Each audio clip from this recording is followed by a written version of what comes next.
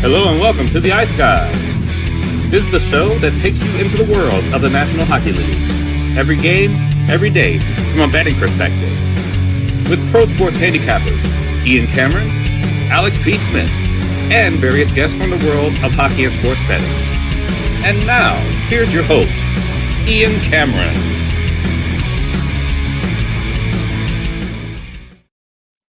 Welcome to the Ice Guys, Saturday, October 19th. Ian Cameron, Alex P. Smith, and Alex is some of his.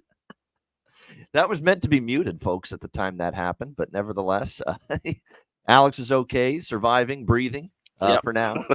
Ian Cameron, Alex P. Smith, and back with us, and he'll be with us most Saturdays, of course, this season. Calder Brooks once again for this Saturday slate. Huge Saturday card. Looking forward to it here on this big loaded NHL slate, 13 games on tap, and we will get to those in just a moment. I'm going to go quickly with the recap. It was a small card last night. It was a very good night betting-wise. Very, very good, in fact. Carolina, various ways, cashes in with their 4-1 win against Pittsburgh. We had a piece of the regulation, the -1, the team total.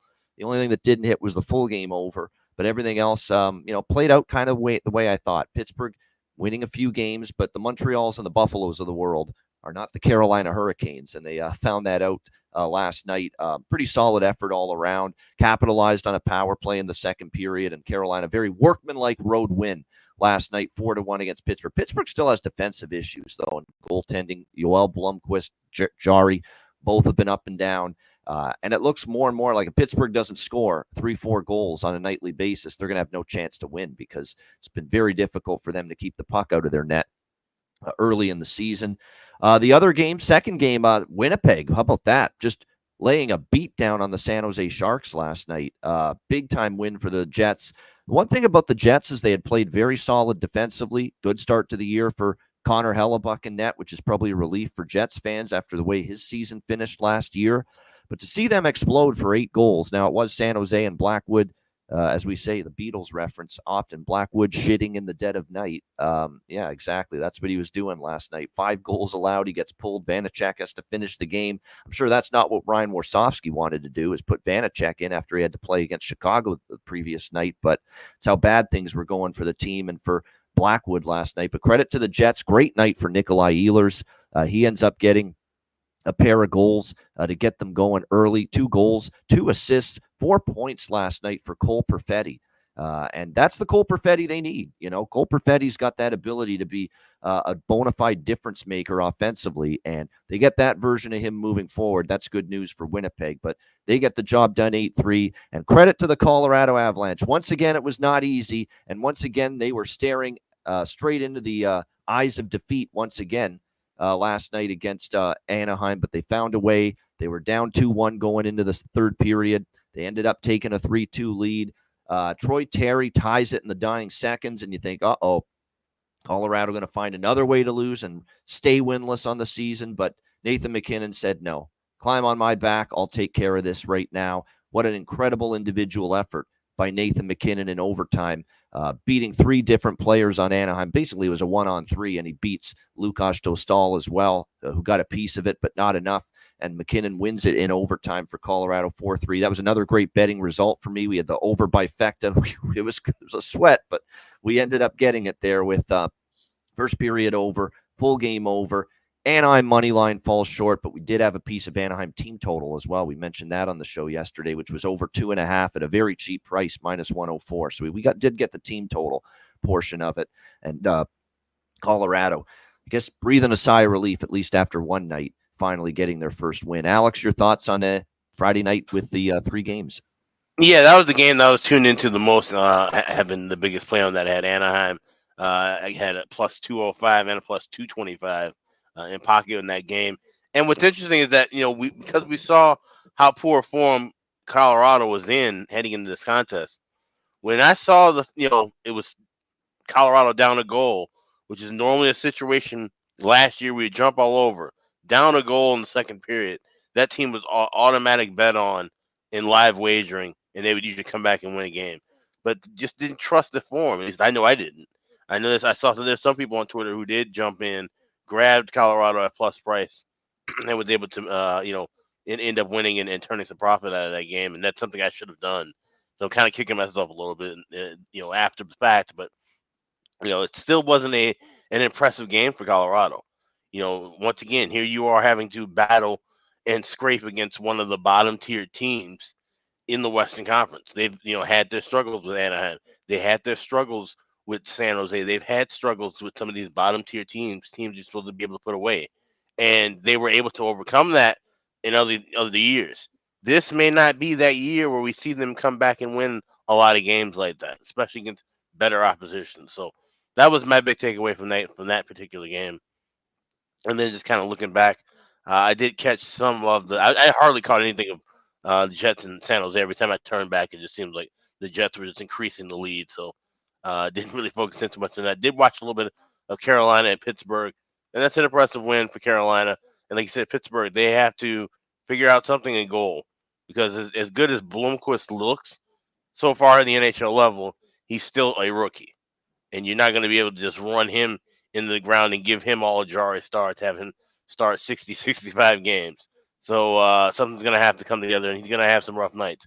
So I don't put that on him, but that defense in front of him is going to have to play a little bit better on some of those nights. And like I said, that goal thing is just going to be a mess if Jari can't figure it out, because now you're riding this rookie and you really don't have any other kind of free fall after that. So those are my takeaways from last night. Yeah, no doubt. And again, in a losing effort, Dostal phenomenal, in my opinion, last night for the Anaheim Ducks. Big saves. Tons of yes, big saves. He did. He's going to be good. It's going to be a good one. The more I see, the more I'm convinced of it. And this is not even close to a great blue line in front of him right now. Wait till you start to bolster that back end for Anaheim. You're going to have a good goalie playing behind it. Any thoughts from you, Calder, what we saw from last night? Yeah, I wanted to point out a big night from Nikolai Ehlers too with Winnipeg. I had the chance to kind of skate with him a little bit in Denmark. He's from up in Aalborg where I played. So very cool. Yeah. His brother's actually playing there now. We played against him last year, but he's a great guy. He skated with us for a couple weeks there before he comes over to Canada. And just good to see him doing well. He's on a big contract there. I don't know if it's... So there's like a little personal, sentimental thing where he's like, yeah, I want to see him do well, right? Yeah, and I think I don't know if it's his last year of his deal or he has one more left.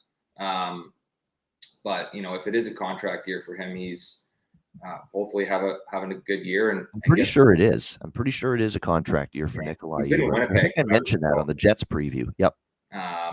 Yeah, I think the Jets are going to do the same thing they did last season and be a great regular season team, and then we'll see how they do in the playoffs. Nothing else really stood out to me. The Pens, I think they're going to have that sort of season where they're,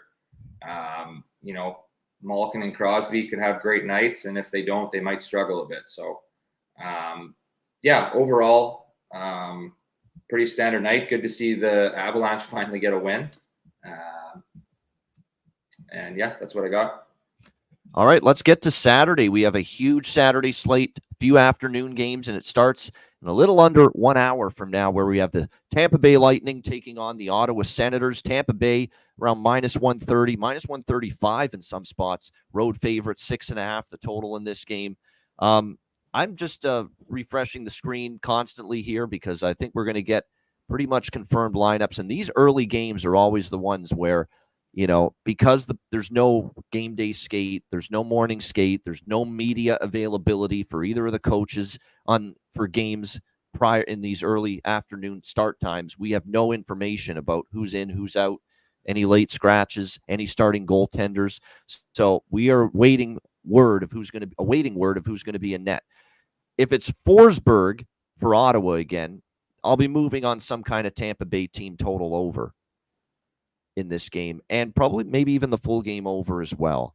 If it's Vasilevsky, I'll probably add to go with Forsberg, which I think is going to end up being the goalie battle. I'll probably add a little Lightning money line here in this game. But again, I'm going to wait to see exactly who's in net. If it is the backup potentially, and I think we're getting close to that time when John Cooper, because I think he still wants to preserve Vasilevsky and not run him right through the ice with a ton of starts. This could be a Jonas Johansson game for the first time this year.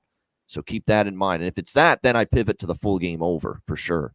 if we indeed see a Forsberg and Johansson battle. So this is all dependent. This is all lineup dependent for me. How I move, what I bet exactly here with Tampa and Ottawa. The one thing is I won't be on Ottawa.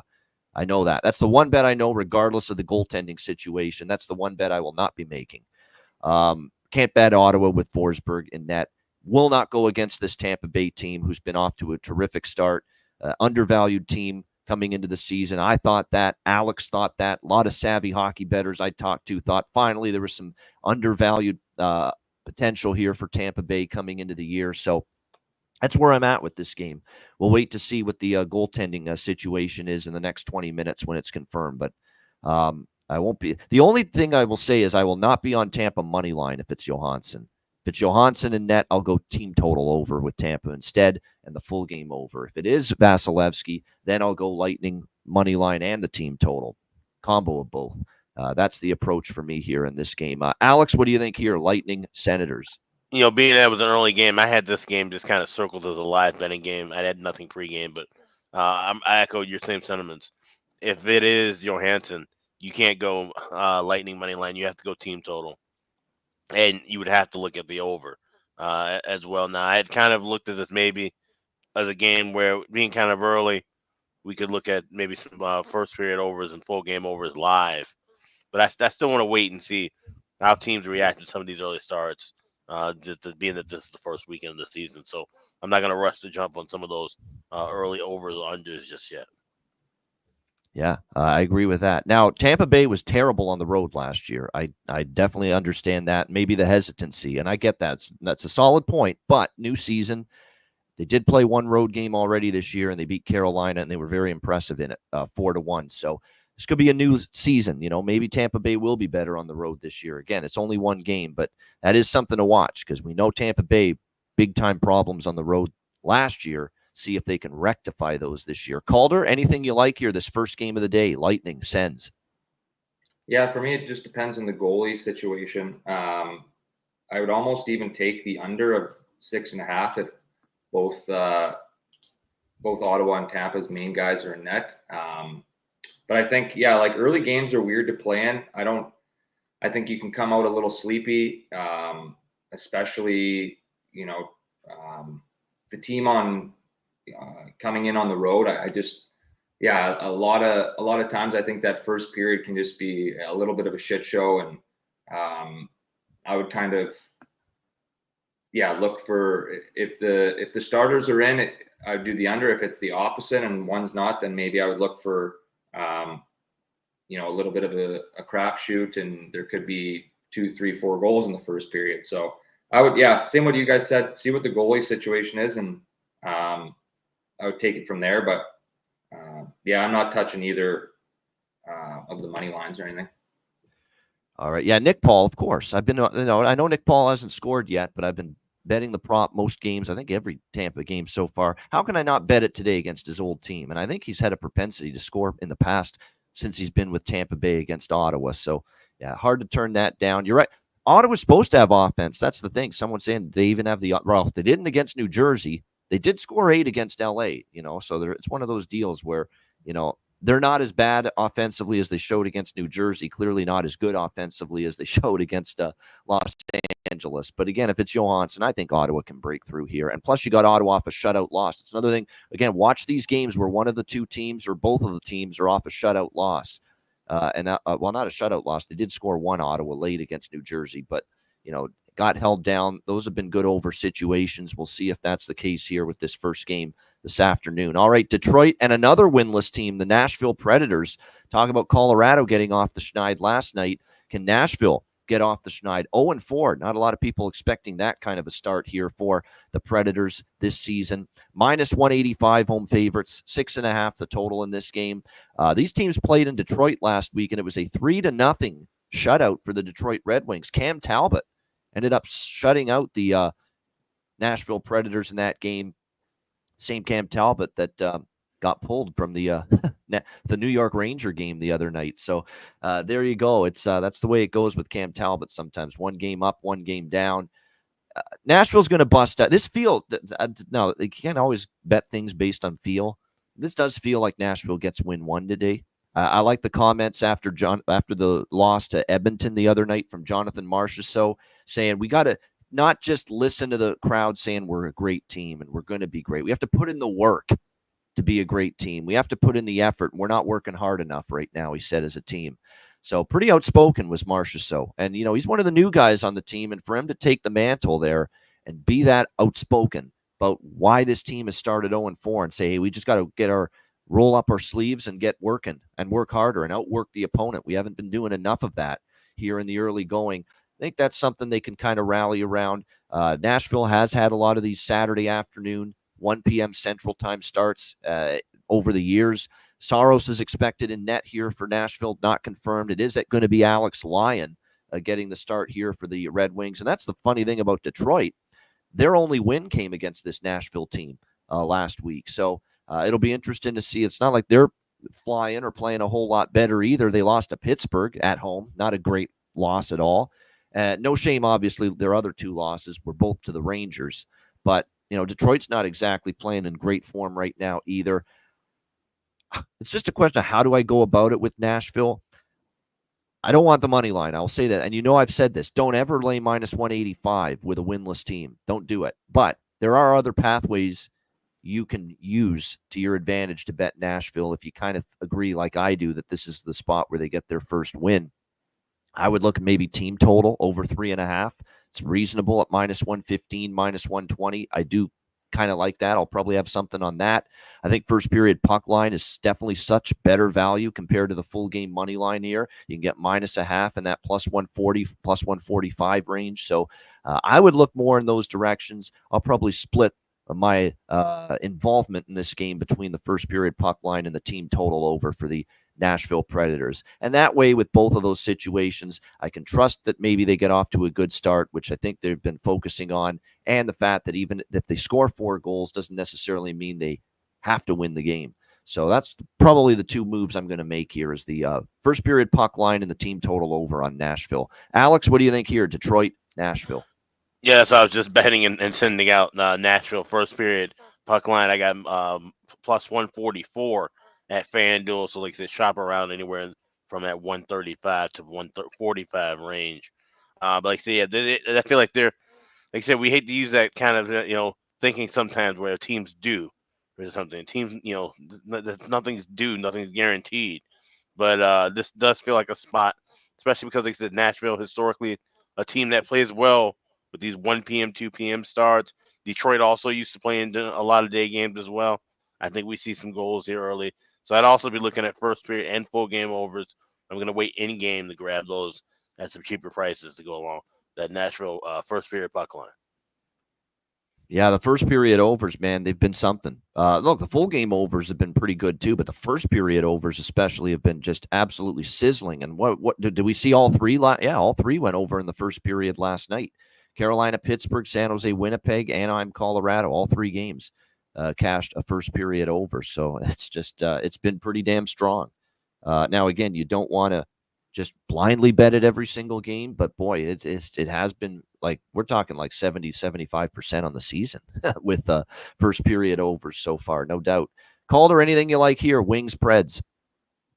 Yeah, you guys covered it. I had the overs in this game. I have Stamkos getting his first of the year for a little prop, I think. How about the fact he doesn't even have a point in the first 4 games? It's not just no goals, no points. Well, yeah, exactly. Him and Marchessault are, definitely off to slow starts. So it feels it's a feeling of they got to break out at some point. They're both bona fide all-star NHLers and scored 40 goals. So like, I think today's the day they do it. I don't really love Detroit in many ways. So I would look at some of those overs you guys said, and I love Stammer getting 1, if not 2 goals today. So I got Stammer at plus 140 for a goal, and that's what I would look at. He's not going to be 0 goals, 0 points for the full season. We know that. He's going to get going eventually. You know what? When there's so many new faces and there's such expectation, it almost feels like we should have expected there to be, chemistry that's not going to be there right away. It's going to take maybe a few games. It's going to take maybe a couple of weeks. So definitely, I think it's one of these deals where, you give Nashville time. We don't say, well, they screwed this up. This team is just a bad fit. No, give it some time. I still think that we could be seeing another second half surge from this team. Remember what they did last year. They didn't play their best hockey, Nashville, last year in the first half of the year. It was after the All-Star break when things clicked. And you made a good point too. I think we got so caught up in the fact that not only were these new acquisitions, but these were high quality veteran acquisitions, and we thought maybe they could just fit right into the slot. But yeah, Steven Stamkos has spent his entire career somewhere else. Obviously, he's going to have maybe some issues here or there, adapting to the change of scenery. Jonathan Marchessault, same deal. Was a fixture in Vegas for a long time. So yeah, it takes some of those guys, even veterans, takes them a while to get acclimated in their new situations. Yeah, no doubt about that. As far as props for this game, and like I said, you can definitely. It's Marchessault I like Marchessault even more than Stamkos, because Marchessault was the one that was pretty vocal after Edmonton lost, saying we got to work harder. Just makes sense for him probably to find the back of the net here tonight or this afternoon for Nashville. Evangelista's up on the second line. I do think there's a little bit of value there with him going into this particular game.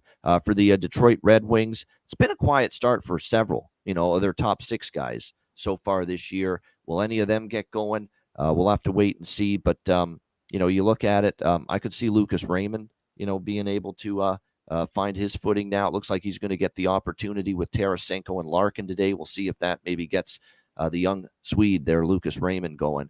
All right, next up, we've got Edmonton and Dallas. A great matchup, late this afternoon. We've got Dallas minus 115, home favorite, 6 the total. Rematch of the Western Conference Final from last year's playoffs. So definitely going to be a fascinating matchup here. Edmonton getting things going a little bit, at least slowly but surely. They had another team that had a slow start, 0-3, but they've now won 2 straight since the final game of their homestand, coming back to beat Philadelphia 4-3 in overtime, and then the road win at Nashville in their last game. We'll see how this one plays out. That being said, Philly, they've had their struggles. They've had their ups and downs. Nashville's still winless on the year. Bit of a step up here for Edmonton.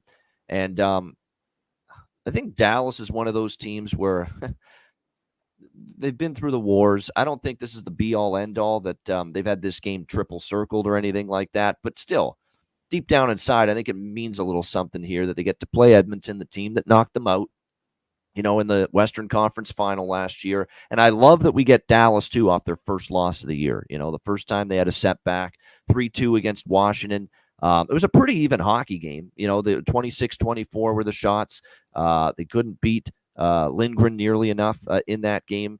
And credit to Washington, was able to hold the fort in the third period when Dallas made a push, hung on for that 3-2 win. This is that absolutely brutal result for me, for someone that used the over in that game as a best bet on Thursday. Dallas and Washington. That's twice now I've been involved with a game that was 3-2 going into the third period, and then there was nothing in the third period as far as scoring. It happened the very first day of the season, that Seattle-St. Louis game. Same thing. But that was very painful. Nevertheless, I like Dallas here. I'm going to split it with the minus 115 and the team total, which you can get. You can get a flat 3, actually, with the Dallas team total at low juice, or you can go for the 3.5 at a very nice plus price. But I'm going to play it a little safer. Go with the 3 on the team total, which you can get at minus 108. Over 3 minus 108 at Bet Rivers for the Dallas team total, and I'm going to split that with Dallas money line here, minus 115. I am concerned for the Stars a little bit, though, offensively. This is a team that has 4 strong lines, but we haven't exactly seen the offense take flight yet. Only the 2 goals against Washington, only the 3 goals against, 2 goals in regulation, I should say, against San Jose. Haven't been rolling it up. The Seattle game, too, another one for Dallas, only 2 goals in that game. They haven't gotten things fully rolling on all cylinders yet offensively. Will today be the day? Maybe playing a team like Edmonton, a team that's right there with them in the Western Conference mix, team that played them in the postseason last year and ended their season. Maybe that gets them going a little bit today offensively. But to me, it's just, I don't want to say it's been bad, Alex, for Dallas offensively, but considering what they have up front, I feel they haven't been that offensive machine that maybe I and a lot of people were expecting from Dallas so far this year. What do you think here, Alex? Obviously, one of the good matchups we got going today, Oilers, Stars. Yeah, I think we're going to see a better start from Dallas here, especially knowing that's coming against Edmonton, coming against the team that knocked them out of the playoffs. They've had their battles in recent years. So I think we definitely see a better start from Dallas. So I did jump on that first period over, small at 1.5 minus 125. But what I like even more than that is second period, both teams to score. Everybody who's watching this last year remembers the run of Dallas second period overs after the run of Dallas first period overs in the beginning of the year. That was something significant. We've already seen that cash 3 of the first 4 games where both teams have scored in the second period. So at plus 114, I'll go a little bit larger. You can grab that at FanDuel. Second period, both teams to score, plus 114, Edmonton and Dallas. There you go. The second period, both teams to score there for Alex with the Oilers and the Stars. Calder, what do you think here, Edmonton, Dallas? Yeah, I like Dallas straight up here. I don't think it's good to see what you mentioned. They coming off their first loss of the season. I would always, if they didn't and they won their previous game, I would kind of be the opposite and going towards Edmonton. But I think it's one of those games where you suffered your first loss. Now we're not worried about how long we can go undefeated. That's not really in the minds anymore. We got to get back on track. It's against Edmonton, who knocked them out. I just think they're at home, and I'm just a big Dallas hockey fan. I think they have a great team. They can get their offense going a little bit more. They got a stud goalie in net. Edmonton doesn't really. They're still trying to find out, a little bit about if Stu can be that guy again and find his groove. So I like Dallas here straight up. That's what I'd be going with. All right. Yeah, I like Dallas too. I'm going to, like I said, split it a little on the team total, but maybe more. Probably going to end up doing 75-25 percentage split here. 75% money line, 25% with the team total here with the Dallas Stars. Chris Knobloch, man, he's done it again, Alex. This guy is, you talk about just being able to push the right buttons. What did he do at the end of the Philly game or going into it was either for the full Philly game or halfway through the Philly game, but he put Draisaitl and McDavid together, reunited them, loaded up his top line with Hyman, McDavid, and Draisaitl. And what's Edmonton record-wise been since that happened? 2-0, and it's worked. Now, I do worry about this long term. You're spreading yourself a little bit thinner with the second through the fourth line when you do that, but clearly it sparked Edmonton. They needed something to get them going, especially the big guns, because McDavid and Draisaitl weren't playing great, early in the season. So definitely it worked for Knobloch, puts McDavid, Hyman, Draisaitl together, and all of a sudden they've won 2 in a row. We'll see if that keeps rolling today. Matthias Janmark looks to be on the second line potentially with Nuge and Arvidsson today for Edmonton. So could be a little bit of value for him as far as that's concerned today. And then as far as the Dallas Stars are concerned, they actually got Colin Blackwell. Matej Blumel's going to draw in, it looks like. Fourth line, Oscar Bach as well for the Dallas Stars. Tyler Seguin is still out, so a little bit of a new look fourth line for Pete DeBoer. But the other lines stay pretty much the same here with Robertson, Hintz, Johnston, Marchment, Duchesne, Dodonov, Ben, Bork, and Stankoven here in this for this game this afternoon. All right, next up, it is Vegas and Florida. It is the rematch of the final from 2 years ago. We've got Florida minus 120, home favorites. The total in this one, 5.5 across the board in this game. Pretty painful loss, isn't it, for the Vegas Golden Knights against the Tampa Bay Lightning. They had that game in their back pocket up 3-2, and then the the Tampa Bay Lightning just snatched it from them with 2 quick goals late. Hagel and then Kucherov from just a horrible angle. For that goal to go in. Got to have that one if you're Adin Hill. And it ends up being a 4-3 comeback win for Tampa Bay. Now that it's not going to get any easier playing Florida, although Florida off a loss in overtime to Vancouver the other night, they'll be looking to bounce back. They're off a loss. So is Vegas. Bobrovsky's confirmed in net. There's still no Tkachuk and Barkov. Status quo with those 2 players. They remain out for the Florida Panthers right now. On the Vegas side of the equation, it looks like Victor Olofsson's day-to-day for them, so keep an eye on that. And it looks like, as of now, no confirmation, but looks like Bruce leaning to Ilya Samsonov for his second start of the season for the Golden Knights. And he did win his first start of the season against Anaheim, played pretty well in that first appearance. And like I said with Samsonov before, he's now out of Toronto, and that rat race there with the Leafs and the media can just drive you crazy.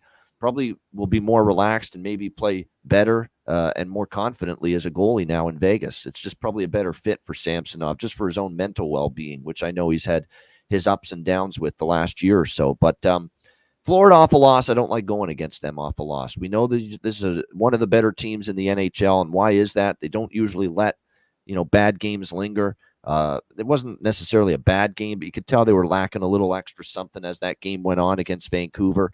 We'll see how this one plays out. Certainly from a head-to-head standpoint, last year Florida won both regular season meetings, 4-2 here, 4-1 in Vegas. So I haven't moved on it yet. I'm waiting to see lineups, but for me, I probably will end up moving for something on Florida here. I just like them off a loss. It's really that simple. And Vegas on the road continues to have their question marks and their concerns. Last year, they were not a good road team. And sure enough, what do we see to start this road trip? 0-2 to begin the road trip, losing to the Capitals and the Lightning in just stunning fashion the other night. Alex, what do you think here? Vegas, Florida. Yeah, I'm right there with you. I actually bet this yesterday. Bet it last night. I got Florida minus $1.10, but I still like it at $1.20. I just, like I said, off of a loss combined with the Vegas team on the road, this was just an automatic bad point for Florida. I just think, like I said, especially too, knowing the history, knowing going back to, we talked about this for years, where you have a Stanley Cup final matchup, and then you'll have those first 2, 3, even 4 games afterward. Those a couple years afterward. The team that loses will end up kind of dominating the season series or kind of taking control of the season series. So I'm rolling with Florida here in this one. Even without Barkov and Tkachuk, like that, obviously you'll miss those guys. They're very important pieces, but they've won some games without them. We've seen it. They beat Boston without those two guys early this week. They beat Columbus in that a very emotional cauldron for Johnny Gaudreau, and they still went to Columbus and won that game without Barkov and Tkachuk. So, off a loss, and price is reasonable. Vegas's road struggles, I agree. Totally agree. And they don't have the depth of last year or the last 2 years, but they still have decent enough depth where they can float a few games without those two guys. Now, of course, the longer they go on, the worse this team gets. But for right now, they're still in a decent spot where they can still kind of play without those two guys. Yeah, absolutely. What do you like here in this one? They were called, or Vegas, Florida? You know what? I like Vegas because that. I like it. A little disagreement. I love it. I just think. Bring it. I just like that top line. They're rolling. Yeah. Eichel, Stone, and Barbashev. They're all top 10, I think, in the league in points right now. And when they're on a roll and the other team's missing their two best players, and I got them here at plus 100 money line. I just like that. I think Vegas is a good team. It could go either way. They're two excellent teams, but I like that. The other thing is your boy Carter Verhaeghe. Is it his time to break out? Yeah, really. How about? Well, he's got the money now. That's the thing. Why I liked his goal props early, in the fucking Florida preview show. I didn't think Bill Zito in the first week of the year is going to roll out a little press conference and say we got the deal done. And now the pressure's off. This guy doesn't have to, have the huge monster season anymore. He's got the money. He's got the big long-term deal now. It's tough. Like, he's 6 games, he's -7, and he's got 2 assists. So obviously things are going to change there. They're too good of a team and a player. So I like Verhaeghe here to get his first of the year. He'll get one eventually. Will it be tonight? That's going to end up being the question. And then, like I said, as far as Florida props, I agree with what they're saying in the chat. Lundell and our guy, E2 Coolmint Lusterinen, right now, they're up on the second line for the Florida Panthers. There's value there for sure, without a doubt. I like Rodriguez, too. Evan Rodriguez might be playing with Bennett and Verhaeghe today. And Evan Rodriguez certainly was a nice catalyst offensively for the Florida Panthers in that playoff run last year. All right, next up, we got Minnesota and Columbus. The Columbus Blue Jackets currently, or actually Minnesota rather, -180 road favorites, 6.5 being the total here in this game. These teams played last week in St. Paul, and I'll tell you what, Minnesota escaped 3-2.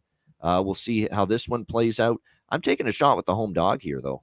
I'm going to take a shot with the Jackets here. Plus 150. Going to take a little team total as well, with 2.5 at minus 120. A very cheap, reasonable price here in this game.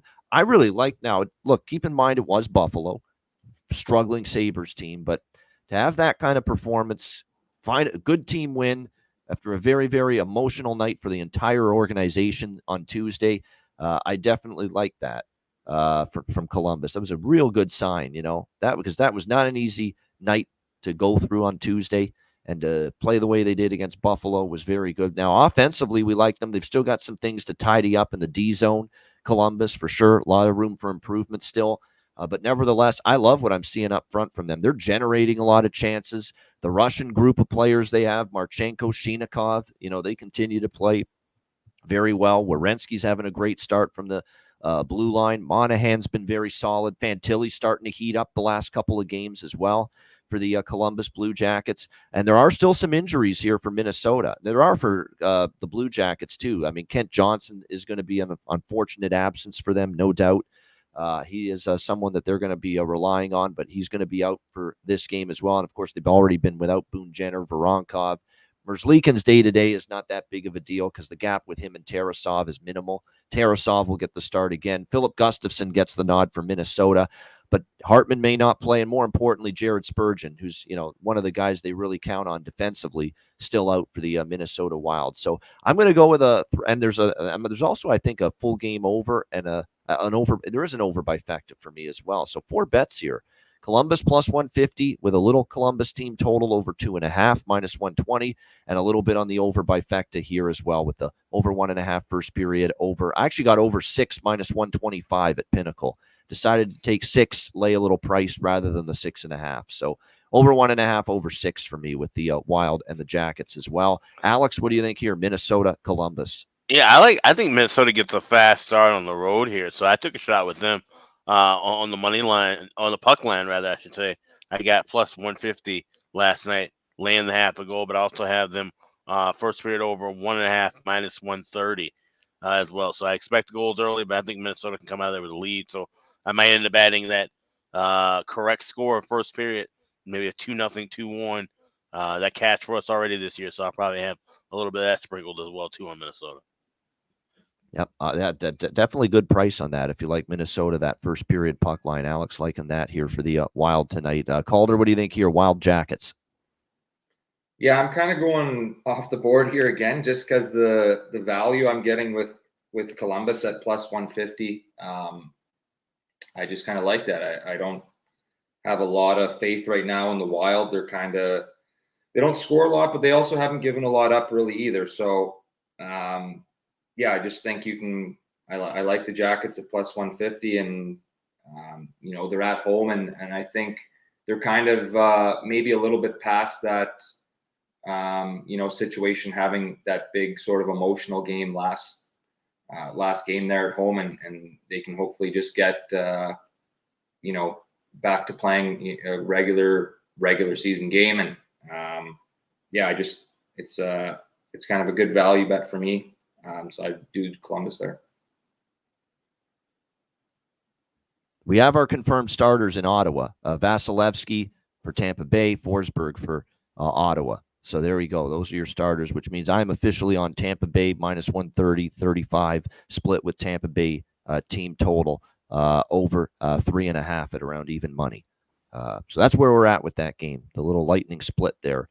And with that one, I'm going to add a little full, not by Facta, but a little on the full game over as well. But more so on Tampa, money line Tampa team total over. Prefer those two in that game. At this point, I'll just wait and just watch it and look for something in game, and I'll mention it in the chat. Yeah. So there's your confirmations there. Let me see if Detroit and Nashville, I don't think we know yet there as far as what they're doing with the goaltenders, but we will keep you apprised of that before the end of the show. All right. Next up, we've got Montreal Canadiens, New York Islanders. Islanders minus 240, home favorites, 6 the total in this game. This is the portion of the card, along with the last game we talked about, Columbus there. I'm taking some underdog shots today. Just feel the prices on some of these favorites are too large.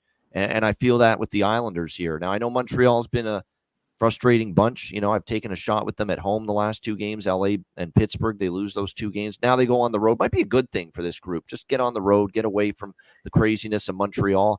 I don't mind taking a shot with them in this price. Plus 200. Let's not forget, they played Boston in a road game. And, if not for Primo, they probably would have won that game because I thought they definitely scored enough goals, and that was good to see. We'll see how this one plays out, but I just feel the price is pretty big here on the Islanders coming off that loss they suffered, and it is Primo tonight from Montreal, which is why I like the team total. I'm going to probably put more on that than the money line because you never know what you're going to get from Caden Primo one night to the next. Varlamov's going to get the start for the New York Islanders after the 1-0 loss against the St. Louis Blues. So a little more so on the team total with Primo in net, but I do think Montreal's in this game. And to me, the Islanders in this price range, I'm always interested when I see the Islanders minus 200 or better going against them with any sort of reasonable opportunity. So Montreal, you can get over 2.5 at plus money. It's actually plus 110 in some spots for the Canadians, over 2.5 team total. Little on the plus 200. Don't feel as good about that with Primo and net. Maybe the Islanders do get to him and get their offense going as a result, and they are off a shutout loss. That's usually good for overs, and for that reason, I'm also on over bifecta here, Canadians and Islanders. It's that angle. One of the 2 teams off a shutout loss, and in this case, it's the New York Islanders.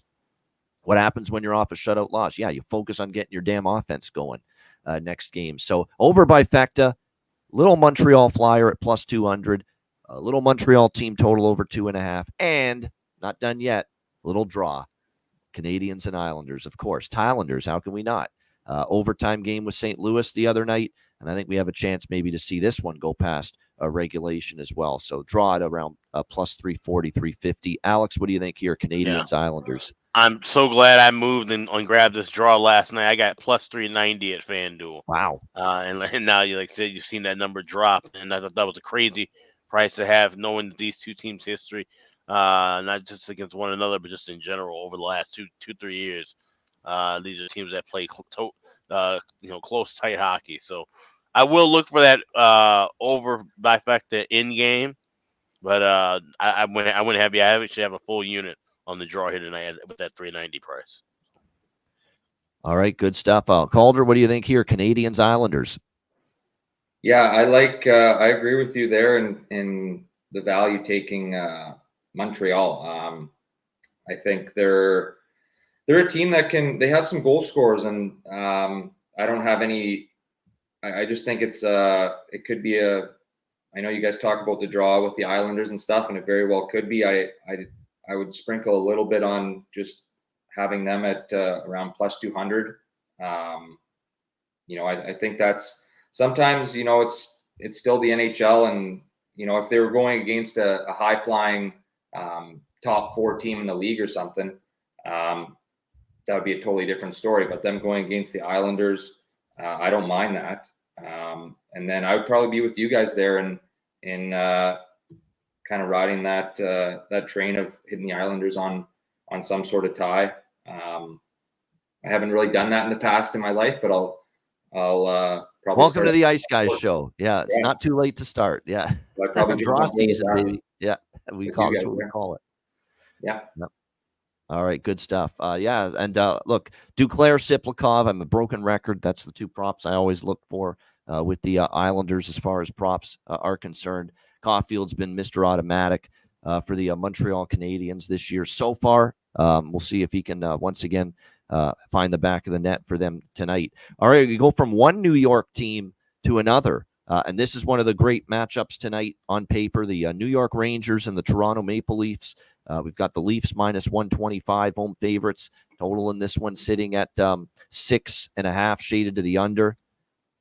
It is confirmed Igor Shesterkin in net for the New York Rangers here in this game.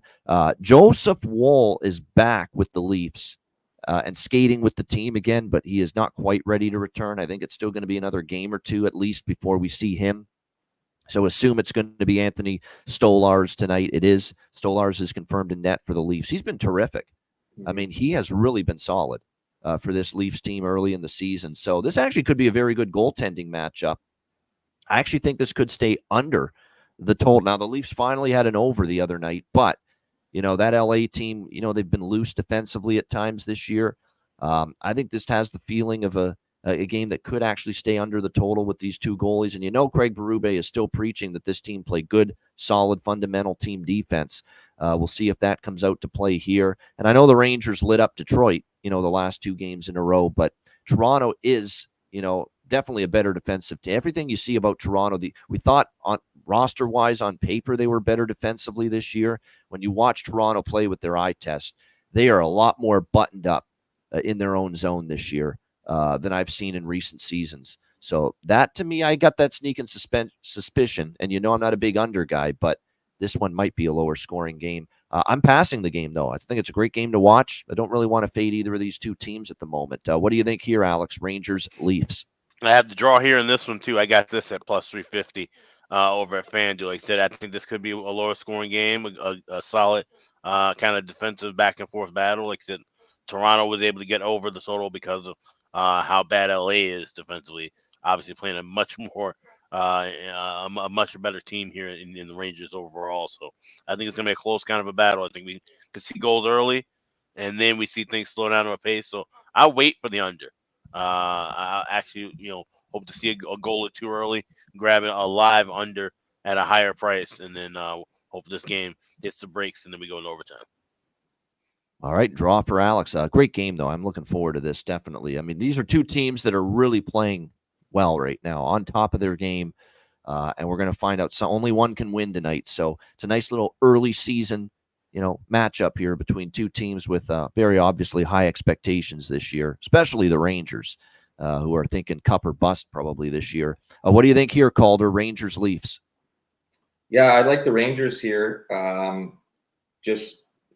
got them at plus 110. I think they got some guys that are having unreal starts to the season. Panarin's leading the league in points, and I think Kreider's in tonight, Bailey. Kreider's in. Chris Kreider's playing. Yep. Well, that's even better news to hear. So, There you go. I like the Rangers. It's going to be a close game. I think this would be one of the games I would watch start to finish. I think both teams are fun to watch. I'm a big Leafs guy. I think they're going to have a huge year, but I think in this game, just in particular, it's better value for me to do the Rangers a little bit, and just kind of keep riding that Panarin train. But yeah, it's tough to say because that Stolarz has come in and been really, really solid for them. So it'll be interesting to see if he can keep that going against one of the other top teams in the league.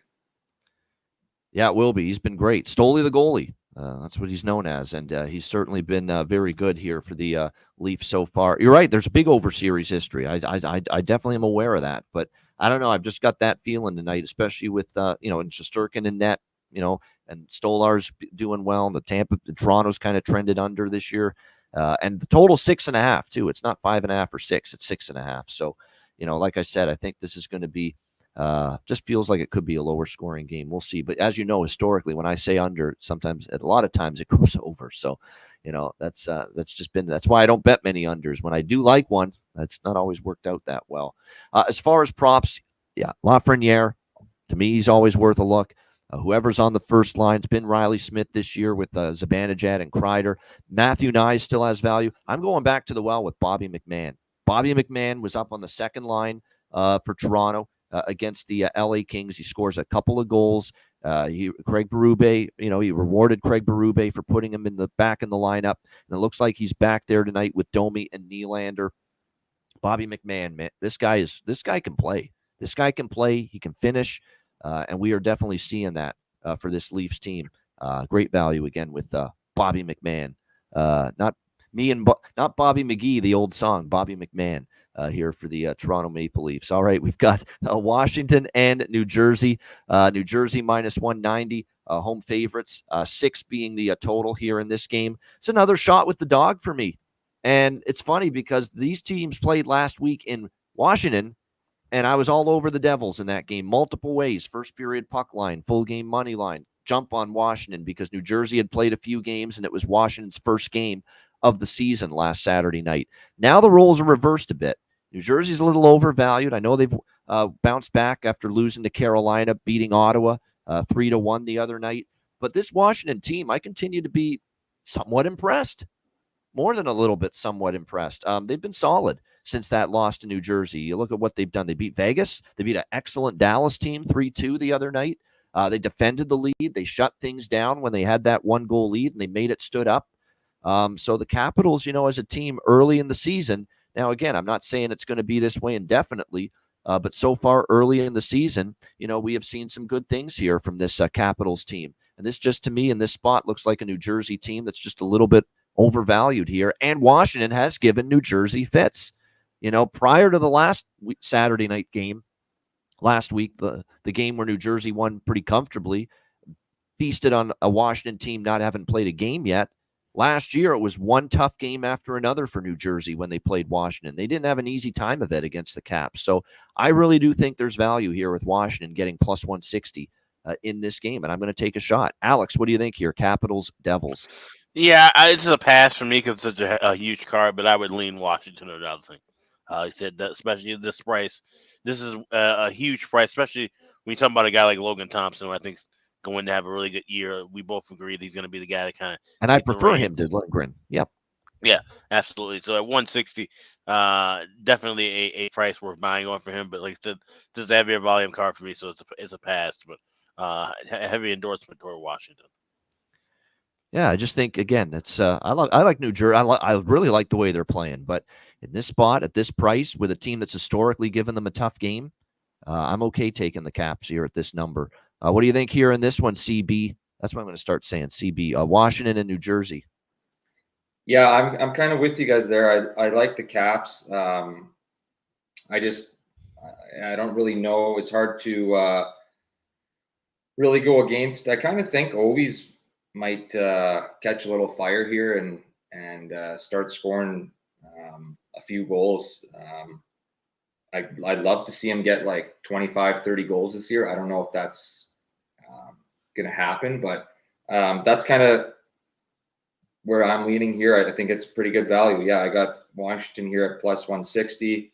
I think it's too much to bet the Devils. I think obviously the Devils are a better team, but yeah, I'm with you there. I don't really know if I do much, but if I did, I might, try and do Washington there at plus 160. Paul Cotter, man. Even though I like Washington in this game, you got to look at Paul Cotter goal props right now. He's been absolutely on a roll here early in the season for the New Jersey Devils. I think he's probably worth a look here in this game. I would also say that consider maybe taking a shot with Protas again if he remains on the top line tonight for this team, this Washington Capitals team. So again, we'll see if Protas, whoever's on that top line with Strome and Ovechkin, and I think it might be Protas again. Definitely going to be a little bit of value there for a goal prop there. Anyone playing on that line on that left side. All right, we got Vancouver and Philadelphia next up on the slate. Vancouver minus 145, road favorites, 6 the total in this game. I was looking to bet Vancouver in this spot. I like these situations when a team wins that first game, gets off the schneid, and sometimes they get a little pep in their step, a little mojo, a little bounce in their step following a win like that, like Vancouver had against Florida. I just don't know if I want to lay minus 145 on the road. It's just not a price I'm really enamored with, but it's a brutal spot for Philly. Philly had a very long road trip. They looked gassed at the end of that Seattle game the other night, just really hit the wall, especially when that second period, when they just basically unraveled for Philadelphia. The 3 goals that Seattle scored to turn a 2-1 game into a 2-2 game into a 5-2 game late in that second period. So now they're back home. It is the home opener here for the Philadelphia Flyers, but since Philly beat Vancouver in Vancouver early in the season, and now you got this Vancouver team finally with some confidence off a win and in revenge mode, too, for losing at home to the Flyers earlier this season. So I was looking to bet Vancouver, but don't love the price. I would lean to the draw here. Close game. I could see it. But nothing major here with the Canucks and the Flyers for me. Alex, what do you think here? Vancouver, Philly. It's another pass for me. If I looked at anything, it'd be over, especially with Kevin Lankinen confirmed in net. But that scared me off of the Vancouver regulation money line. Like you said, would put me closer to the draw. So this is going to be a pass as well. All right, Calder, what do you think here? Vancouver, Philadelphia. Yeah, I'm kind of liking Philly here. They've been on a little bit of a skid. I think they've lost 3 in a row, so they're back home. It's kind of one of those games where it's time to get out of that slump. I think there's going to be some talks in the dressing room of, we're at home now. They know they've lost 3 in a row, and you don't want to have those big slides that can, especially early on in the season.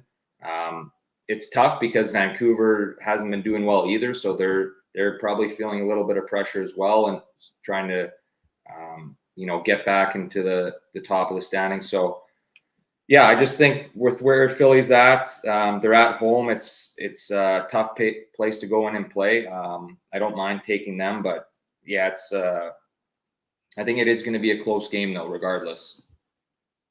Yeah, definitely. I could definitely see it being that way. There's no doubt. Yeah, Bolts and Sens, yes.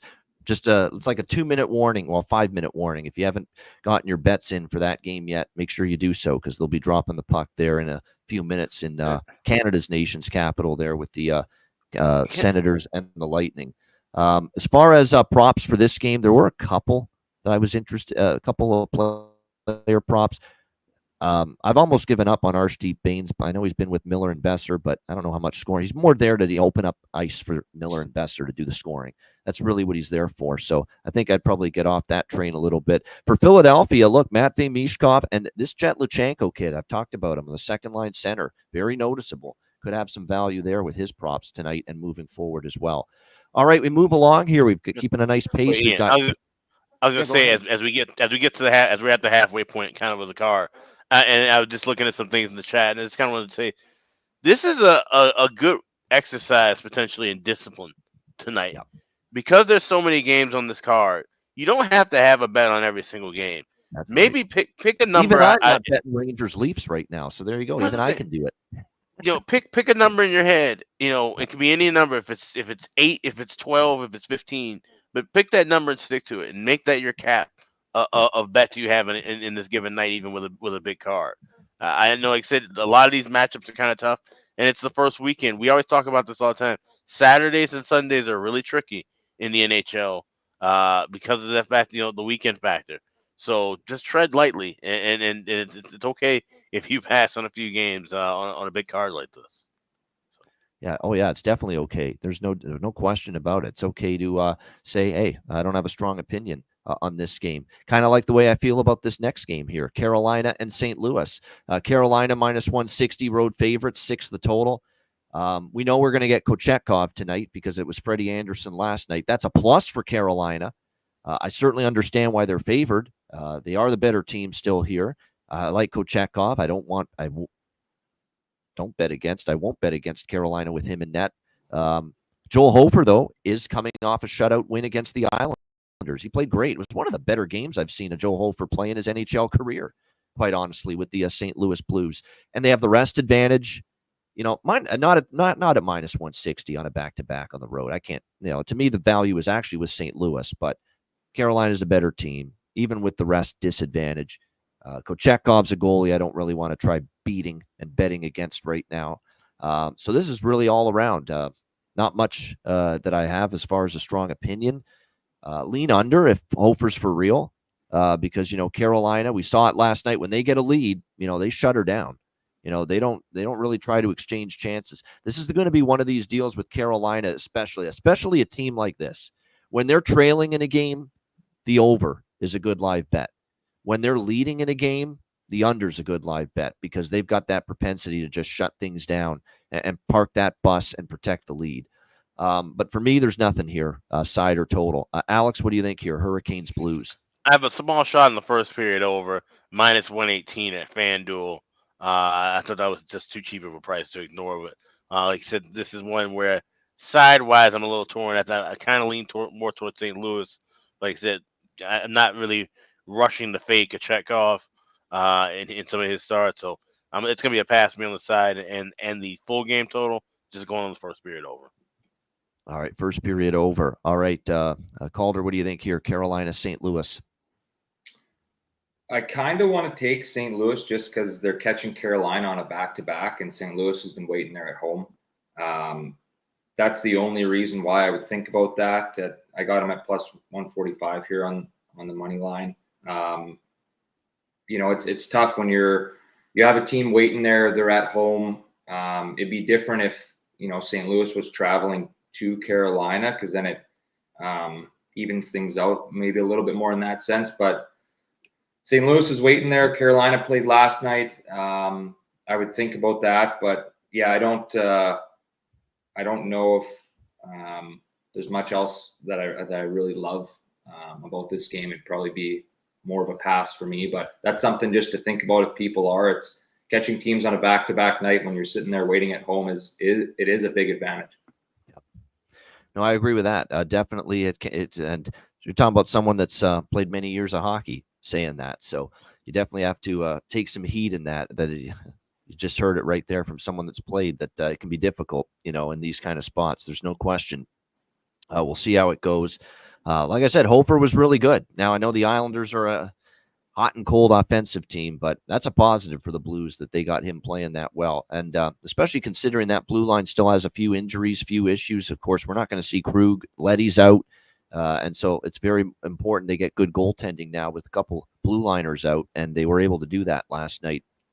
Jack Roslovic, there's some value, I think, for his prop for Carolina, and I think for St. Louis, Holloway, Jake Neighbors, some of those guys I think I would consider for props for the Blues here in this game tonight.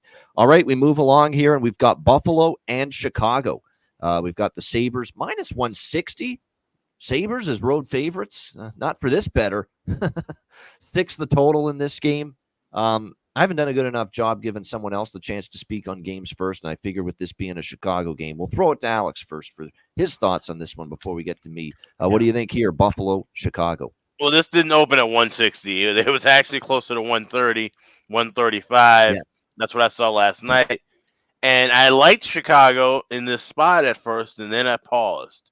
And I said, wait a minute. This seems like this could be a night where, and sure enough, it is. Arvid Soderblom confirmed in net there you go. for the Hawks. And now we've seen the money come pouring in on Buffalo with good reason. Now, Soderblom played, obviously, arguably his best game of his career in a losing effort. 58 minutes of great hockey from him, and then he ends up giving a goal late in regulation and a goal led by a defensive breakdown that was just absolutely horrible from Philip Kurashev, and he ends up losing 2-1. Hawks lose 2-1 against Winnipeg Jets. Can he bring back that kind of an effort again? Odds are no. Usually when we see him get a win or get a quality start, he backs it right back up with a bad effort. So I have nothing here now on this game. I was leaning toward Hawks. I was leaning toward first period over, leaning toward both teams to score in the first. But more than likely we'll end up having some things in game, but nothing pregame right here. Yeah, nothing pregame here. We know so, but Soderblom. Let's also remember, even though historically we think not very good at all, and the results have shown that, he is coming off a spectacular gem in a brutal, tough luck loss to Winnipeg last Friday night. He was outstanding, and Alex said it, and I agreed, and I thought it as well. That was the best game maybe he's played in net for the Chicago Blackhawks. If you get that Arvid Soderblom tonight, this is absolutely a live home underdog tonight. Question is, will you get that? That's going to be the question. And Where's Laurent Brossoit? Because they said he was supposed to be ready and healthy by the middle of the road trip. And now here they are in the second game at home. He's still not ready. Where is he? That's the question. That's the question indeed. And I hate to see that, because remember, the one thing that's concerning about Brossoit is this injury is lingering. It's a knee, and he is 31. He's not like a very, very young goalie. So you're starting to get a little bit worried now about just his prognosis moving forward. This is, for me, look, Sabres can't bet him under.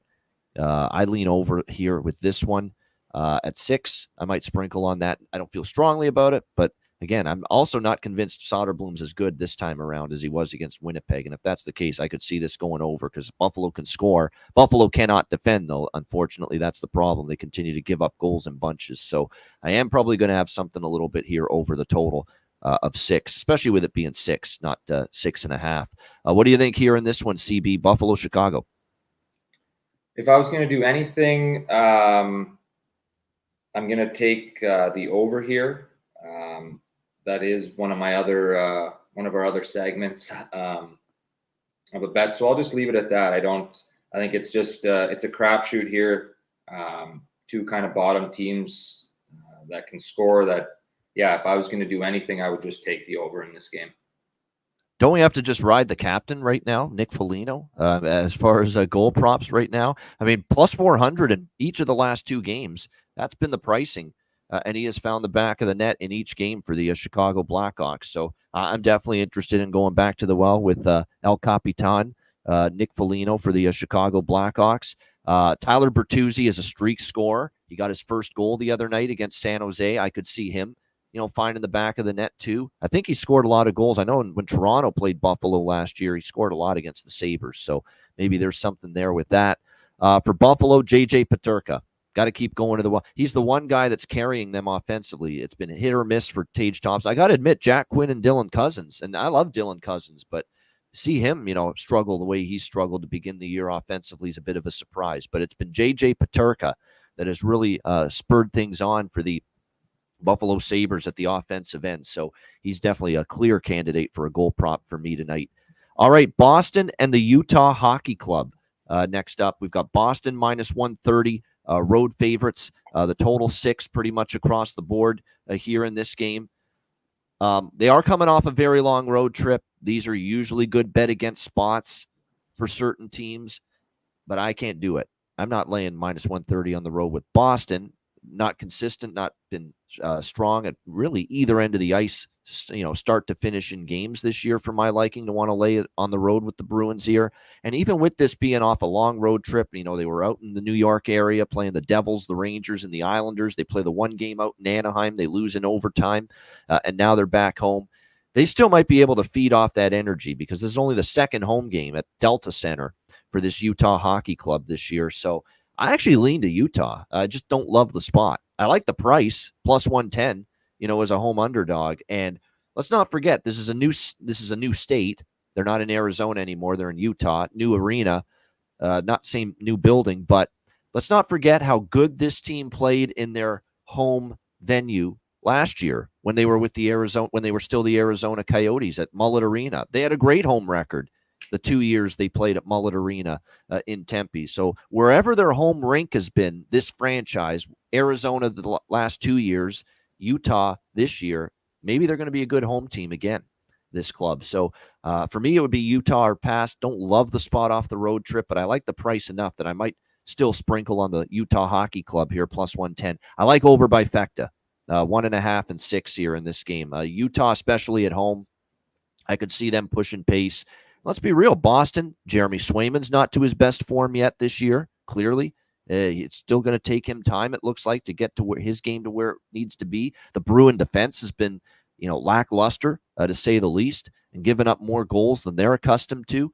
We expect Swayman and Ingram to be the goalies. It's not confirmed yet, but yeah, over by Fecta, and I'm probably going to do a little sprinkle here on Utah as well as a home underdog. What do you think here, Alex, with Bruins, Utah Hockey Club? Yeah, Bailey, you got that wrong in the chat. It was the other way around. The Bruins used to dominate the Coyotes, even though the Coyotes end up winning 2 of the last 3 meetings. I think we can throw a lot of that out of the window with some of these previous trends. But one thing I wouldn't throw away necessarily right away is that trend of the first period over, because we saw that cash in quite often with these two teams playing against one another, and that's something I'm going to be riding on here. I got plus or minus 120. You can get it now still minus 124 FanDuel, minus 125 at a couple other shops, but I expect a fast start. Like you said, there's still going to be some residual momentum, especially on the weekend games in Utah. I think we're going to see a more livelier crowd on a Saturday or I guess a Sunday too. I don't know. Sundays might be a little different, but Saturdays for sure. Friday night, Saturday nights are going to be a more hopping crowd. I expect to see a lot of black and yellow in that crowd too. I'm sure Boston fans, they always travel well, so that's something to keep an eye out for with a new venue. Some of these better traveling fan bases will fill the rink as well. But I like the first period over in this game. Yeah, I agree. That's a good point by Terry in the chat. Terry Ray Vegas about Beecher. John Beecher down on the fourth line with Mark Kastelik and Cole Koepke, and he's been scoring for Boston. No doubt about that. As far as props, yeah, I mean, just because of that, you can take a shot. Coyle and Frederick on the second line, and I like Zaka. I've said that a lot. Zaka's pretty consistent. And then for Utah, there's obviously we know how great they can be offensively. There's no question about it. I like what I'm seeing right now, obviously, from so many different players, whether it's Hayton, whether it's Keller, whether it's, of course, Dylan Gunther, who's been absolutely amazing for this team as far as offense goes. Even Jack McBain, he's scored 2 goals in the last 3 games. You could even maybe take a sprinkle with him right now. So, like I said, definitely liking the couple of goal props here in this game. With Utah, it's nice to, diversify things because there's always, with that particular team and the fact they can get contributions from all 4 lines, it could be a different player that carries the load for them offensively on a given night. Calder, what do you think here in this matchup? Boston, Utah. Yeah, I would be looking to take the over in this game at 6. I think I was looking at Utah's. There's been 39 goals scored in their games played so far this year. They got 24 and 19 against. So that just, to me, is a nice look at kind of hitting them in their games right now on the over. They're back at home, and yeah, I kind of like them. I think they're a little bit of a better team than people gave them credit for. They brought in some better guys. I think Sergachev is huge for them on the back end. So no doubt. I would just look at the over and maybe first period over, but those would be kind of what I like in this team. And yeah, they're giving up. Utah's giving up a lot and they're scoring a lot. So to me, that just points to the over. You know what? They've got, who's been really good on that blue line and just really opened my eyes. This guy's just playing really well. They could have something here. Michael Kesselring.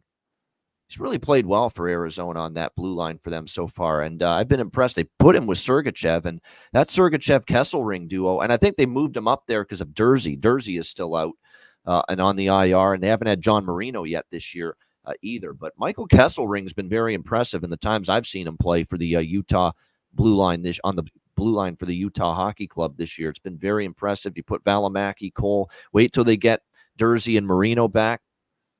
This Kolyachonok, too, the Russian, Vladislav Kolyachonok, he's been pretty solid as well, given the opportunity. So, they're building something there with Utah on the back end. And we're not asking Utah to be great on the blue line. They just have to not be disastrous and give up 5 or 6 a night because they're going to have offense to score on most nights. And that's going to be the key for them moving forward. All right, we've got next up the final game for this massive Saturday card. It's the Calgary Flames taking on the Seattle Kraken. We've got Seattle minus 145 to minus 150 home favorites in this game. The total sitting at 6, shaded to the over. Obviously, we've got the undefeated Calgary Flames, yet priced as plus 130 road underdogs here in this game against the Seattle Kraken. So very interesting how this is priced. I think Seattle does deserve to be favored, though. Obviously, it was a tricky, challenging beginning to the season for Seattle with the way the schedule kind of laid out for them. They had the one home game against St. Louis, and then they went on the road and they faced 3 pretty solid teams, Minnesota, Dallas, and Nashville, the loss being to Dallas. The St. Louis loss, which was their other loss they've suffered this year, was a 3-2 loss where they dominated the first half of the game and should have won it. And they just had a lapse late in the second period, and they never got it back again. So really, Seattle could be 4-1 right now, if not for that St. Louis result, which a game they probably should have won. And their only loss was that shutout against Dallas other than that. So, I actually think they played pretty solid. Calgary's been a big-time surprise. They've been lighting it up offensively, 3 goals or more in all 4 of their victories. I think what's been a bit of a surprise to me the most is that the defense has played this well. Nobody thought that. The Flames blue line looked like it was going to be very shaky going into the year with what they have, but they've played better on the back end than people think. This is going to be a game where until I get goalie confirmations, I'm waiting before I move on it. Vince Dunn is still out, by the way, for Seattle, but other than that, they're fully healthy. Joey Decord has been confirmed as tonight's starting goalie for the Seattle Kraken. If it's Dustin Wolf, I definitely stay off Seattle.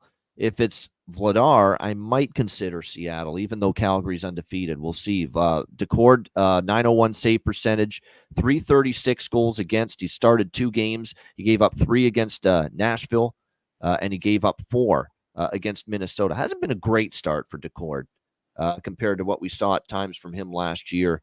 I am leaning to this over by Fecta in this game, though. I know the Calgary defensive numbers the last 2 games look good against Edmonton and Chicago. They shut both of those teams down, but let's see them do it on the road. We know Seattle's playing a not fire wagon, but definitely a lot faster brand of hockey this year under Dan Bilesma. We're seeing it. Their game against Philly flew over the total the other night. I'm very interested in an over by Fecta here in this game. Calgary over 1.5. Calgary Seattle over 1.5 first period. Calgary Seattle full game over 6, and I'm definitely locking that in if Dan Vladar's in net for the Calgary Flames. I won't like it nearly as much if it's Dustin Wolf, who did play well in that win against Chicago when we last saw him. What do you think here, Alex? Flames, Kraken. Yeah, I've seen on Goalie Post that it's most likely Vladar, but like you said, not officially confirmed. So if that is confirmed, I'm right there with you. But I'm going to look for it in game, first period, and full game over with the bifecta. That's the only thing I like here in the spot. I don't even care for the draw here too much. This should be an interesting game. I'll definitely be watching this one. So looking for live looks in this spot. All right, looking for live stuff. And like I said, if Wolf's in net, we maybe rethink it. But I still might go forward with it. I absolutely will. If it's Vladar and net, we'll go with that first period over, full game over bifecta. And like I said, with Seattle, we said coming into the year, they're going to be better offensively. 3 of their last 4 games now have gone over the total. They've scored 5 or more in 3 of the 4 games. And they're getting contributions from a lot of different sources. It's not just McCann and Eberle anymore. Bjorkstrand stepped up. Tolvanen scoring some goals for them. Shane Wright gets off the schneid against Philadelphia. Brandon Montour gets a goal from the blue line, and he was supposed to definitely enhance them power play-wise. Moving the team north to south, the puck movement from defense to offense, the transition game. Brandon Montour is supposed to help that a lot for Seattle. So that was good to see him get on the board against Philly. A lot of better offensive pieces, and obviously playing a system where aggression is rewarded under Dan Bilesma compared to the last regime. So lots of reasons to think Seattle will continue to play, at least some overs until we see some more adjustments in the numbers. What do you think here in this one, Calder, final game? Calgary, your Flames, and that is Calder's favorite team. Calgary Flames taking on the Seattle Kraken. Yeah, I want to stick with them. I kind of just think it might be time for them to get their first loss of the season in Seattle. It's just the way I'm leaning on this. I like the over. Both teams, they got 20 goals and 19 goals scored so far this year, so they can put up some good offense. So I like the over maybe. But yeah, it's hard to go against the Flames, but it might be time for them to get their first loss in Seattle. That's my thoughts on that game. I respect that. No homer behavior here from Calder Brooks, even though he's a Flames fan. He's going to be honest and forthright, and he kind of feels the way I do. This might be the spot for that first loss for Calgary. That being said, the reason why I'm not bullish on taking Seattle is the price. I mean, minus 150. I don't love that price for the Seattle Kraken necessarily. As far as goal props, look, and that's another thing that's been impressive about Calgary's start. They've gotten a lot of different players contributing offensively. They're a good team to bet goal props because it could be someone different every night. But Mantha, Pospisil, Huberdeau, that's a capable line. Kuzmenko on the top line with Kadri. They put Matt Coronado up there, and I think Matt Coronado is a great value tonight on that top line. And he got going offensively in the last game for the Calgary Flames as well against Chicago. He scored the first goal. He potted the empty net goal in that game for Calgary as well. So Matt Coronado's got finishing ability. He's shown it at the American Hockey League level. Just haven't seen it consistently when he's been up with the Flames with the big club, but he's getting an opportunity on that top line. Zary, Backlund, Coleman, your third line. Can't sleep on them either. For Seattle, Shane Wright, I'm going to go back to the well. Gets that first goal. A little bit of a slow start for him, but he gets that. He had chances. Finally, the puck went in for him against Philadelphia. Bjorkstrand starting to heat up. He's probably worth a shot as far as props tonight as well. So keep that in mind. Definitely some good player props here for Seattle tonight. Bjorkstrand, Wright especially are the two that stand out for me, and maybe Eberle as well for the Kraken. Great stuff. Great discussion, of course, and analysis on this huge Saturday card. Shout out to everyone in the chat on YouTube. Over 400 viewers live right now on all platforms, whether it's Twitter, Thank X, you, Facebook, everyone. or Twitter, X, Facebook, or YouTube. We thank everybody for sure for viewing on a Saturday. Hit the like button. We appreciate it very much. Just like we appreciate all our great Patreon members. And if you're not one yet, it's not too late. $10 per month, patreon.com/iceguys. Again, our daily betting card posted there, sides, totals, player props each and every day on the page, goalie charts, totals charts, power ratings, and more. Bonus content, live betcasts exclusive to Patreon members only, coming your way later on in the season as well. So make sure you sign up. $10 per month, patreon.com/iceguys. Yes, also make sure to check out the Ice Guys store, iceguys.myspreadshop.com. 20% off everything.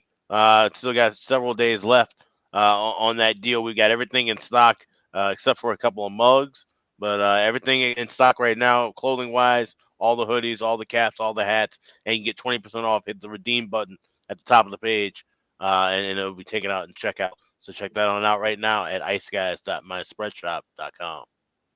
All right, we got bargain bin special of the night, and yes, our Saturday guest Calder Brooks has also chipped in with a bargain bin winner previously earlier this season. So we got bargain bin special of the night and best bets coming up right after we hear from our great Ice Guys sponsors.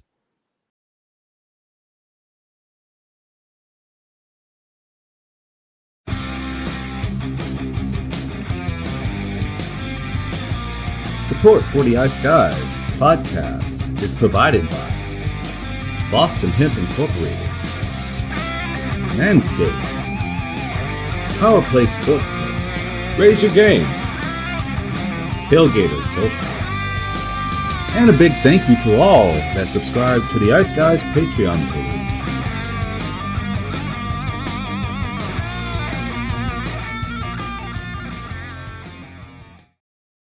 Everyone loves a perfect pair.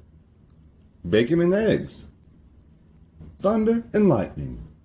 Mario and Luigi. A hot dog with fries. Ian and Alex B. That's right. Everyone loves a perfect pair. So why not pair up your game nights with Boston Hemp? From exotic flower to concentrates and edible products. You'd be hard-pressed to find a better pairing than Boston Hemp and hockey. Check them out today at bostonhempinc.com. That's bostonhempinc.com. Boston Hemp Incorporated, the official smoke sponsor of the Ice Guys. Void where prohibited by law. Not available outside of the United States. Must be 21 or over to obtain products. Check your local regulations to see if Boston Hemp is available in your area. All right, make sure you check out all our great Ice Guys show sponsors, and we thank all of them, including, of course, Boston Hemp Inc. Again, 20% off all orders on the site using the promo code Ice Guys at bostonhempinc.com. All right, this week we have started to see things heat up a little bit with the bargain bin special of the night, and hopefully we can deliver at least one, if not multiple winners with it here for this big Saturday slate. Alex, we'll start with you. What do you like for your bargain bin special? Yeah, we're going to go out to Salt Lake City looking at that Boston-Utah game, and I'm looking at Josh Doan anytime goal scorer, plus 350. I think he's just, seems to be primed and ready to get a goal here, and I think that's a little bit high of a price, so at plus 350. Going with Josh Doan anytime goal scorer for Utah, going up against Boston tonight. My bargain bin special. There we go, Josh Doan, Utah Hockey Club. Nice price over plus 400 for Alex with his bargain bin special of the night. We'll see if our guy here, Calder Brooks, has more lightning in a bottle here with the bargain bin special. He's cashed one already on the season. Everyone's cashed one except me, and I'm frustrated by that, but that's all right. We'll get one eventually. Calder, what do you think here for your bargain bin special? Yeah, well, it's I got a really big bargain here. People might laugh at this, but I'm going back to Stammer. I got him at plus 900 for 2 plus goals in that game. And I know that's, a super sort of risky thing, but I like the way I do it is I put very little amount. Like I'm not talking put a lot on it by any means. Yeah, of course. Yeah. I just think I think he's just it's time for him to pop off. And typically when guys kind of wait a while to get their first one, I feel like a lot of times they can go off for two. And guys score in bunches, and he's one of those guys. And especially the reason I like it is because he's going against Detroit, and I think it's just a good setup for him to pop off for two. So I think that's a risky one, but I think it's kind of funny and a good thing to sprinkle some on. It's a risky one in the fact that he hasn't scored yet, and you're asking him to score two, but at the same time, it makes a lot of sense that there's a good chance if he scores one today, he could score another one later in the game. That Stamkos can be like that sometimes. He's another one that can be streaky, and when he scores, he can score in bunches. He's had a lot of multi-goal games in his career. So maybe today is that day to break out and help this Nashville team get off the schneid and get in the win column for the first time this year. So Calder Brooks rolling with Steven Stamkos, Nashville Predators, 2 or more goals, plus 900 for his bargain bin special of the night. Mine is going to be the last game we talked about, Calgary and Seattle. Someone that's moved up to the top line for Calgary, someone that scored twice in the last game against the Chicago Blackhawks. We're going to go with Matt Coronado here at plus 570 at Patano. Again, playing with Kadri and Kuzmenko on the top unit for the Calgary Flames. So, like I said, this is the kind of situation we like. He's up on the top line, plus 570, an absolutely outstanding price, scored twice. One of them was an empty netter, but he still scored twice against Chicago. So Matt Coronado, Calgary Flames, plus 570, bargain bin special of the night. We should ask David Shelton what his bargain bin special of the night is. He's unbelievable. For those of you on Twitter X, David, I appreciate you guys saying thanks for your help. That's all you, man. No, I didn't force you to say put that in a parlay, a goal score parlay, and bet it. That was all you. You made the decision. You put the same game. You put the parlay together, the goal score parlay. I'm glad that some of the concepts we've talked about on the Ice Guys help make your decision, but don't give us all the credit for it, David. You ended up making the bets there and cashing, and like these are these big time, like risking $25 or $50, and he's turning them into like $10,000, $11,000 with these goal parlays that he's hit. Nice. A couple of times this week. Incredible stuff, David. Congratulations. Like I said, I appreciate that you've given us thanks and kudos, but give yourself some thanks and give yourself a pat on the back because you're the one making the decision and placing the bet. So congratulations, David, and we thank you again for tuning in and joining us here and watching the show regularly. All right, let's get to best bets. Best bet winner for me last night, Anaheim, Colorado over the total. We'll see if we can deliver some more winning results. Best bets for this Saturday. Alex, we'll start with you. What do you like here for best bet? Go right back to that same game with the Boston Bruins and the Hockey Club of Utah. Like the first period over, so we'll go over 1.5, minus 124 at FanDuel, minus 125 at BetOnline, BetMGM, a couple other places like that. But this is a good history here between the club formerly known as the Coyotes and the Bruins. So we'll go first period over 1.5, minus 125. There you go. Boston Bruins, Utah Hockey Club, over 1.5 first period. Best bet for Alex B. Smith. Calder Brooks, great job again. What do you like here for your best bet? Yeah, I got the over in Chicago and Buffalo. It's over 6 at minus 110. I think both those teams can score a lot of goals and don't have a ton of defense to go the other way on it. So to me, the over in that game just makes a lot of sense for best bet of the night. All right, there we go. Buffalo, Chicago, over 6. And certainly chances are a little bit better potentially with Soderblom, albeit we need the Soderblom we know very well. We'll see if we get that one again or if it's the Marty Brodeur Soderblom that we saw against Winnipeg a week ago. But nevertheless, I'm with you there. Buffalo, Chicago, over 6, I think is worth a look. Buffalo, Chicago, over 6, best bet for Calder Brooks. My best bet here for this Saturday card, man, there's a lot to choose from. I got to admit, it was tough to narrow things down here as far as a best bet for this card. I'm going to go to the late game. I've used Calgary, Seattle as my bargain bin. I'm going to use Calgary, Seattle as my best bet as well. And we'll go over 6, minus 115 with the Flames and the Kraken. I think this one does find its way up and over the total. Both blue lines, I think, are a little. I know Calgary's given up just 1 goal. I think it's going to be difficult now going on the road against Seattle, who's been scoring lately. We expect Vladar in net. I think Calgary can find the back of the net here as well. Goal scoring has not been an issue for the Flames here early in the season. So Flames Kraken over 6, -115 for my best bet here for this Saturday NHL card. That's a wrap. Shout out to everyone in the chat. We appreciate it very much. Hit the like button on the way out. Just some final thoughts, too, from Calder on the way out. But great job. Great appearance again today. And thanks for always joining us here on these weekends. Yeah, absolutely. I was just looking at the 2-0 Ottawa score in that game. Great start for the Sens. Yep. It made me think, too, like, going into Ottawa for Tampa, it's a little bit of a sleepy sort of city. They look like it so far. Yep. Early game.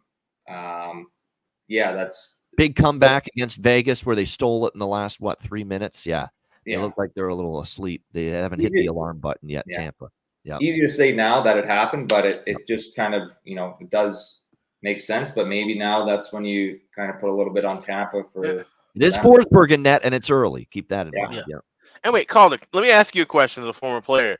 Does that make a difference too when the environment of, we talk about differences of playing in daytime and nighttime, playing in rinks that are livelier than others, but does that make a difference? Like I said, the environment of you're not pulling into Ottawa, you're not going into downtown Ottawa, you're going out in the suburbs, and you're kind of in this isolated area. You get off the bus, you look around, where the fuck am I? Heading into the rink, and then you go in and the crowd may not be all there. Do those intangibles make a difference as a player on the road, where you just kind of recognize and see that your environment's different than a buzzing barn on a 7:30 on a Saturday night, where some of the other spots might be a little different? Yeah, I think it absolutely does. Obviously, in the NHL, and in really any professional hockey, you got to put it upon yourself and your team to get up for the game and do your job. You're paid a lot of money to do it, but it does make a difference. Like if they're going into MSG and it's a night game, it's a different story. But when you're going into a little bit of a kind of a sleeper town in Ottawa, not the most exciting place, and it's an early game, so you're waking up, you're having maybe a different pregame meal than usual. I think it's a little bit, you can get caught sleeping in the first period quite easily, I think. And it's hard, but you want to create your own energy. Guys talk about that of, they know it's going to be a little bit of a quieter maybe atmosphere, but you want to create your own energy, get yourself hyped up and do the best you can there. But it's always sort of a factor of teams can come out a little bit slow. And this is a perfect example. You're right. And you're saying maybe the little smaller towns, not the glitz and the glamour of a New York or an LA or something. You go to a place like Ottawa, you're more prone to that little bit of a sluggish beginning to a game. And I love Ottawa's downtown's a nice little spot there, but you're right. It's not the high glitz and glamour entertainment type of city. Well, the rink's an hour away. Like it's yes, it's in a terrible spot. They're getting a new rink downtown though, I think. So right, yeah. We're talking about that. Yeah. In our Ottawa season preview, we kind of went over that a little bit. Yeah, no, the downtown's okay. I like the Ottawa, but you're right. The problem is the fucking arena there, Canadian Tire Center. It's nowhere close to the Ottawa downtown. It's in Canada, Ontario, a suburb of nowhere. I just always personally wondered that though, because you have that that dynamic so different, where you have rinks that are downtown, you have rinks that are kind of isolated and far away, and everything looks different, and that just can just like I said, everything adds to the experience. And for players on the road, pulling into kind of a weird looking or a building or like in a middle of nowhere kind of area, that could just be kind of just a different kind of feel. Yeah, exactly. And like I said, the new arena downtown Ottawa will help big time. There's no question. That's a good thing that Ottawa's finally going to get that new arena built. I will say one thing about this Tampa-Ottawa game before we wrap up the show. Next goal is critical for Ottawa. Not Tampa, Ottawa. Because Ottawa's got to get this to 3-0 to really feel like maybe they're going to have a grasp on this game. Tampa makes it 2-1 and it's game on again. And the panic starts to set in and Forsberg starts to get a little, jittery maybe in net again because his confidence is kind of waning early in the season. So next goal is very important in this Lightning Senators game. Great stuff. Go ahead, Alex. Yeah. Oh, no. I was just going to say a live look. If you like Tampa to score next goal, maybe this would be the time to also grab the money line. Yeah, exactly. If you think they get it to, again, 3-0 before 2-1, it's critical in a hockey game for the team that's leading. And we've said that for a couple of years now on this show. Great stuff. Again, thank you to everyone for joining us on this Saturday. Hit the like button on the way out. A reminder, the Ice Guys is live set. Oh, and by the way, Betcast Tuesday night. And Calder, you're invited if you can join us for a little bit Tuesday night.